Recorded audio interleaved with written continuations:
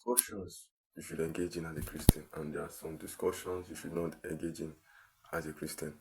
Let me explain. In Proverbs chapter 26, verse 4 to 5.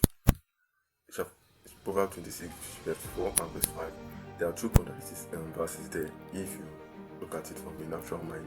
The first verse says, verse 4 says, argue not with a fool in his folly, lest he thinks he is wise, and lest you become like him, right? That was verse 4.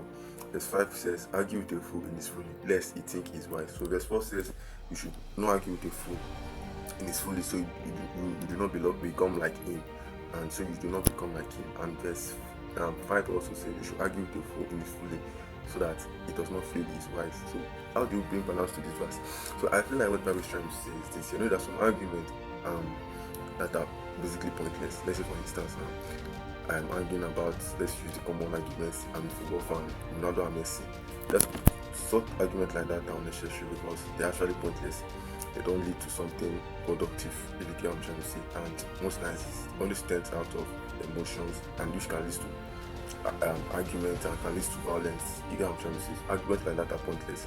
And also imagine there are some people that just argue just for reasons for argue. They're not genuinely curious for an answer. They just want to pull your legs and then make you angry or something. So arguments like that are never meant to indulge in it. That is what verse 4 is trying to say. But verse 5 is trying to explain that, for instance, imagine someone comes to tell me that there is no God. Some argument like that, or tries to demean the power of God or something about God in their say, or something that can, if I become silent, the results can be harmful. For instance, now you can say it's not good to. Let's for instance, someone can say let me use issue of God, the example of God. Now there's no God.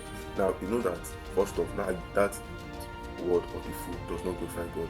Second of all, if you leave it that way, the fool might think he's wise, and people around, if you're arguing around people, might feel like the guy is wise because of you did not battle it. But argument like that, you are meant to counter it because it does not glorify God. You are meant to make sure the argument glorify God, and make sure you talk sense to that type of person. If you get what I'm trying to say.